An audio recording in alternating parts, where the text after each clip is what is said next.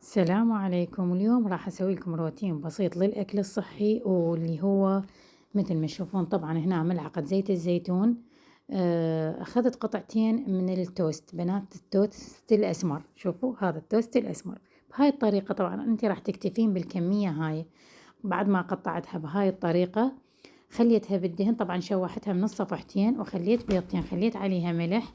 بنات شنو تحبون تضيفون؟ فلفل اسود، كمون، آه، شو تحبون تضيفون ضيفوا. أنا ما خليت غير الفلفل الأسود وقليل كلش من الكمون. زين بنات، طبعا هاي كلش مشبعة، يعني ما تكثرين، لأنه خلطنا الخبز أو التوست مثل ما نقول بالبيض. تشوفين هاي كملتها وقلبتها على الوجه الثاني. طبعا يفضل قبل لا تتريقين تاخذين ليمون وقلاص مي حار، نص ليمونة بقلاص مي حار.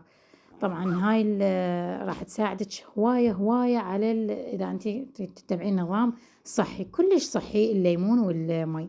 هنا ضفت هاي الجبنة، ما تحبين تضيفين تاكلين بس هذا البيض والتوست كلش كافي. بوجبة الغداء أي شي شوي، سواء دجاج أو سمك. مثل ما شفتي أنا كان سمك، والتمن أيضا مبزول.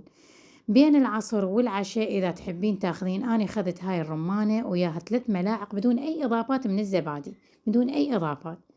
وجبة العشاء مثل ما تشوفين هنا. أنا طبعا العدس راح أسوي كمية سلكته، كمية للبيت كله، بس إذا تحبين أنت تقللين هذا شي راجع لك. خليت تقريبا قلاصين أنا من العدس. بعد ما شوحت البصل بزيت الزيتون خليت له جزر، كلش طيبة بهاي الطريقة.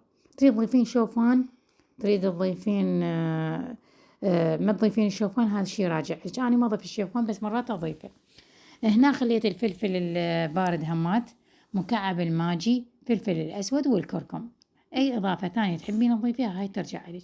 والشعرية، ايش قد ما تاكلين هو متاح لك بهاي الوصفة.